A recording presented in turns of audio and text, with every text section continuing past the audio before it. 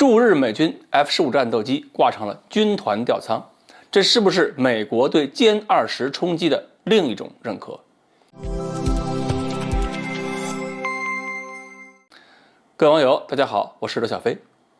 现在呢，美国那边出了一个概念，叫歼20冲击，就是歼20的隐身性能很强啊，对美国的战略冲击很大。所以美国人都有人说嘛，我们造的新飞机如果对付不了歼20，那造它有什么用？这两天，央视还有很多媒体都报道一件事儿，就是有人在日本拍摄到驻日美军一架 F-15C 战斗机首次挂载了全新的军团吊舱。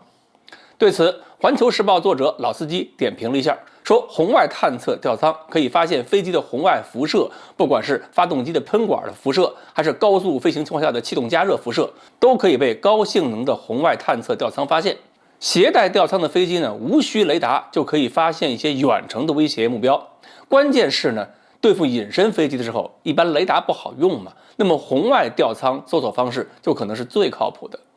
所以老司机认为，美国人在 F-15C 上部署军团吊舱，而且放到日本，也算是来自对手方面对中国隐身战斗能力的另类认可。这些观点说的都没错，但是呢，作者老司机其实没有解释清楚，军团吊舱和其他的红外搜索吊舱，以及现代战斗机，比如歼20、F-35上的红外探测装置，最大区别是什么？美军的各种飞机呢，携带了很多型号的此类吊舱，都一样是靠热成像系统搜索一些个红外目标。但是以前的红外吊舱和红外探测装置就不能用来发现隐身目标吗？要说清楚这个问题，首先要搞清楚美军那些个主动雷达制导空对空导弹，比如说 AIM-120 系列以及 AIM-260 系列的制导原理和控制过程。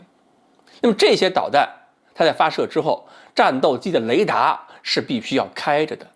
战斗机雷达一边要跟踪目标，一边要跟踪自己发射的导弹，要搞清楚目标在哪儿，导弹飞到哪儿了，然后通过控制信号或者通过数据链，再把这个导弹引导到目标附近。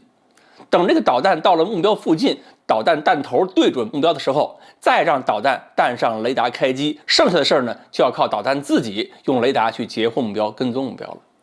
这就好像领一个孩子去玩寻宝游戏，先把这个孩子领到这个藏宝的地方，然后告诉孩子这个地方有宝贝，宝贝在哪个方向上，然后这个孩子呢到那个地方再打开手电自个儿去找。如果发射导弹的飞机自己雷达不开机，就是没人在导弹飞出去以后引导导弹，就类似一个小孩自己拿着手电满操场乱找，那基本找不着。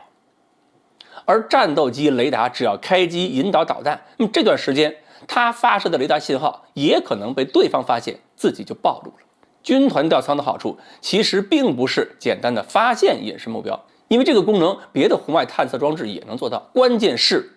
别的探测设备、红外设备看到目标之后，只是提供了目标的简单的参数，比如仰角、方位、角速度等等，但是没法提供一个距离的数据，搞不清这个目标的具体位置在哪儿。那么如果这个三维坐标建立不起来的话，也就没法引导导弹进行攻击，没法知道导弹飞出去多远，在什么时候要打开导引头。但是军团吊舱除了能够发现目标的什么方位呀、俯仰角啊、角速度啊，它还有被动测距能力，可以不发射任何信号就可以精确的定位目标的准确位置，然后引导导弹靠近目标。剩下的就跟以前一样，要告诉导弹已经到了目标附近了，可以开导引头，可以自己找目标了。这样整个攻击过程中，自己的飞机可以不开雷达，对方探测不到任何的雷达信号。那么目标直到被命中之前才有可能察觉威胁逼近，这会儿再想采取一些干扰措施或者进行机动摆脱就来不及了。所以虽然军团吊舱确实有反隐身能力，对这个隐身飞机呢也能构成威胁，但这并不是最重要的目的。真正的价值在于，不管目标隐身不隐身，军团吊舱让自己的飞机作战全过程更隐蔽，不暴露信号。所以这一点才是我们真正要注意的，它的整个攻击过程变得隐身了。那么实战中就要求我们有新的手段为飞行员提供威胁告警方式，比如说呢，要通过全向的光学和红外预警探测那些高速飞过来的但是什么信号都不发射的小目标。